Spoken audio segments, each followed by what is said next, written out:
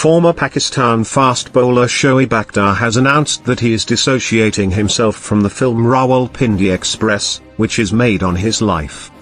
In a message on Instagram, Shoaib Akhtar said, "With great sadness, I want to inform you all that after months of deliberation, I have decided to disassociate myself from the film Rawalpindi Express and its makers. And through my management and legal team I have terminated the contract." Shoaib Akhtar further wrote, "Of course it was a dream project and I tried hard to be involved in it, but unfortunately things didn't work out." He said that due to failure to resolve differences amicably and repeated violations of the agreement, I finally had to cut ties with them. The fast bowler, popularly known as Rawalpindi Express, said, "That's why I left the project.